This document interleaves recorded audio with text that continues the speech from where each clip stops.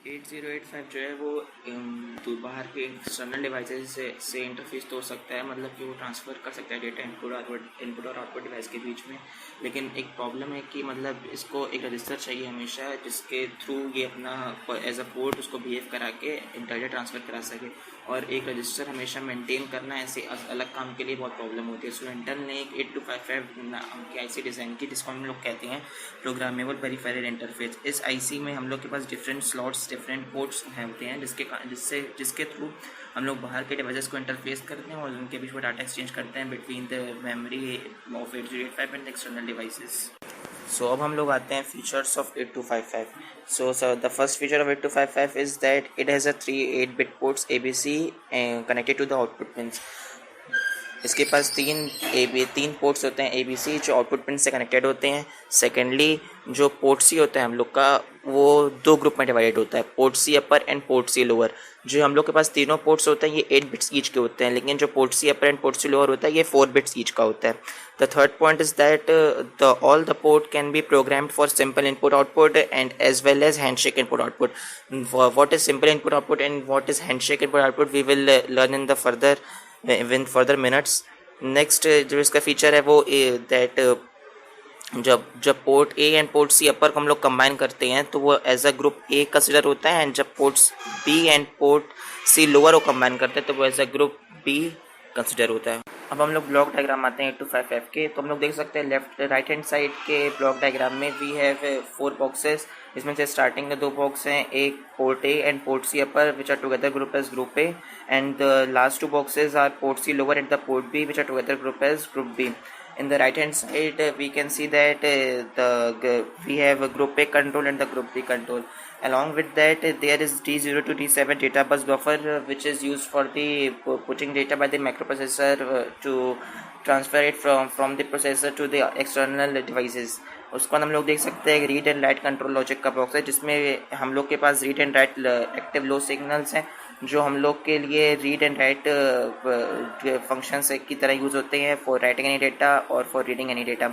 और हम लोग के पास दो पिन्स होते हैं A0 और A1। इस A0 और A1 से हम लोग अपने डिफरेंट पोर्ट्स को सिलेक्ट करते हैं, जैसे कि हम लोग का जब A0 A1 00 होता है तो पोर्ट A सिलेक्ट होता है, जब 01 होता है तो पोर्ट B सिलेक्ट होता है, जब 10 होता है तो पोर्ट C सिलेक्ट होता है, जब 11 होता है तो कंट्रोल रजिस्टर सेलेक्ट होता है। Next the last pin is the reset pin. ये एक रीसेट पिन होती है जिससे जो 8085 के पास होती है, जब रीसेट आउट हम लोग करते हैं तो हम लोग का 8255 दोबारा पूरा रीसेट हो चुका होता है। And the last pin is of the CS bar, which means the chip select, and which is used by the processor to select the 8255 chip. The 2 pins left are the plus VCC and the ground. अब हम लोग discuss करेंगे operating modes and control words of the 8255. First of all I would like to tell you that the 8255 is a software programmed by the programmer.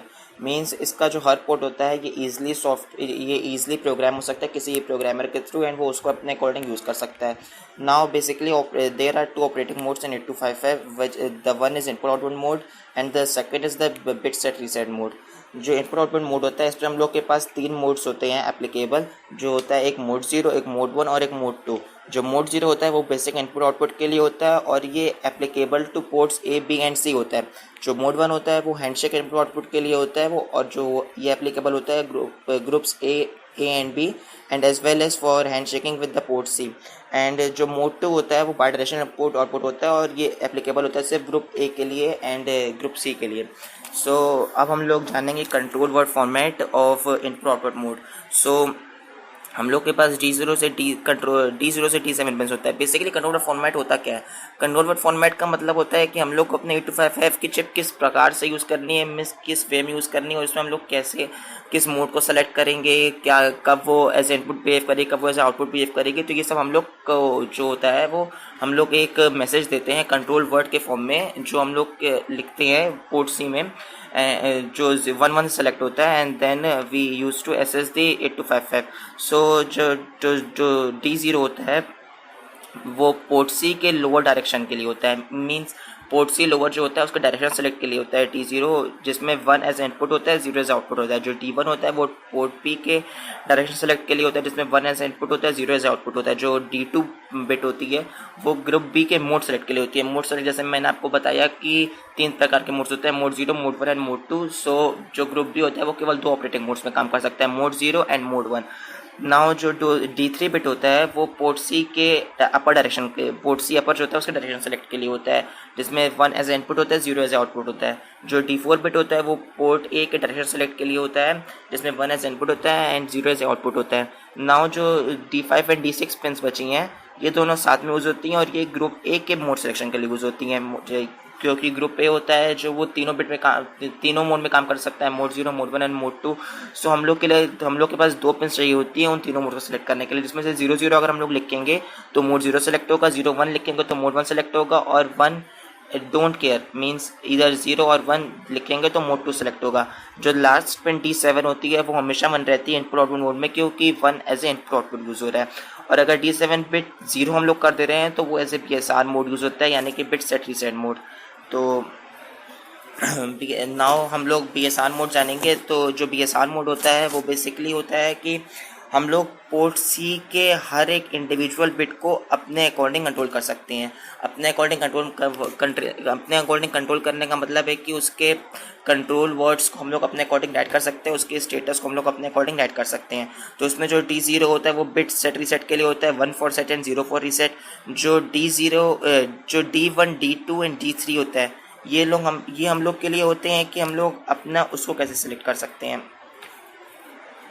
In BSR mode, any of the 8 bits of port C can be set or reset by using a single control word written into the control register, जिसमें से मैंने आपको बताया कि जो D0 होता है वो set 1 as a bit set reset के लिए होता है, जिसमें 1 एज अ सेट होता है, 0 एज अ रीसेट होता है।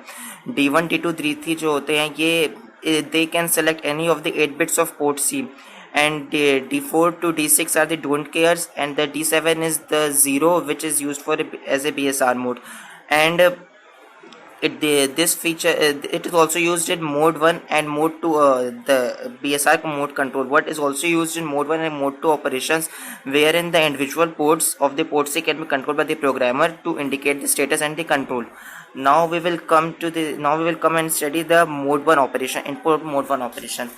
तो जो बेसिकली होता है मोड 1 कॉन्फ़िगरेशन ऑफ द 8255, ये हम लोग को मीन्स प्रोवाइड करता है for transferring input data from a specified port in conjunction with strobes और handshaking signals. So in mode 1, ports A and B uses the lines on port C to generate or accept these hand shaking signals. In mode 1, the ports are divided into 2 groups, A and B. Each group contains one 8-bit port and one 4-bit controller data port. The 8-bit port is either port A or port B. It can be either input or output. Both inputs and outputs are latched. The 4-bit control port, either PC or PCL, can be used to control and decide the status of the 8-bit ports A and B. अब हम लोग जानेंगे sequence of operations from the input devices to the micro processor through the 8255.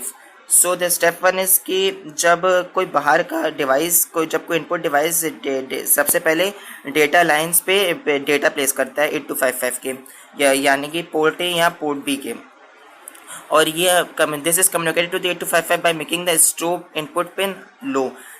STB is an active low signal which is applied through PC4 और PC2.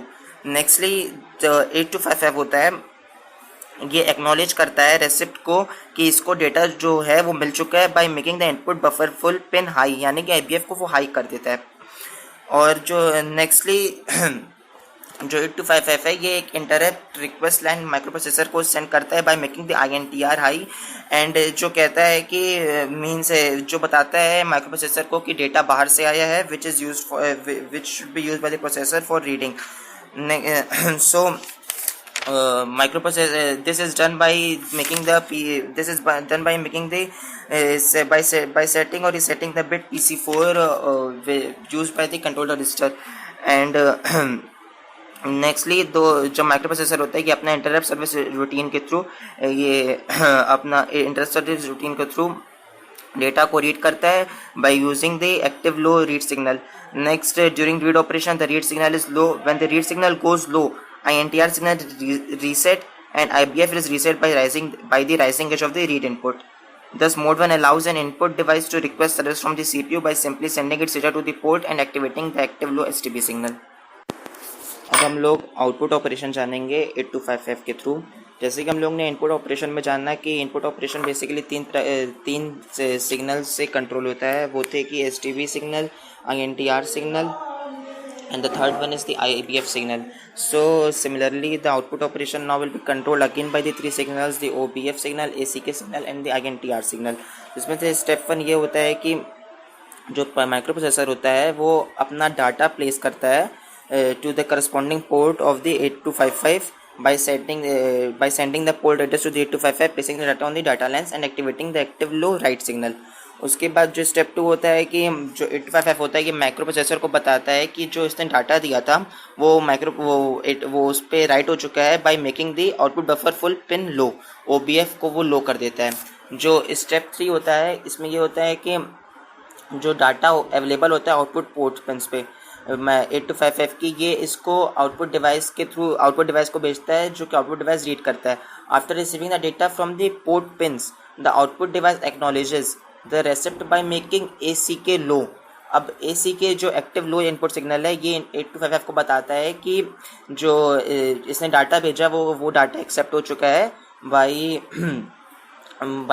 making the ACK bit mostly low, ACK signal low. जो step 4 होता है कि इसमें 8255 फिर से micro processor को perform करता है कि जो इसने डाटा दिया था वो अब जो आउटपुट डिवाइस है उसको सेंड हो चुका है by making the INTR high, INTR signal को हाई कर देता है। तो लास्ट स्टेप में माइक्रो प्रोसेसर फिर से इंटरप्ट सर्विस रूटीन को कॉल करता है जिसमें कि the processor writes the data next data to be transmitted to the output device into the output port of the 8255. INTR signal is reset by the falling edge of the write signal. So basically this was the output operation of the 8255 in mode 1.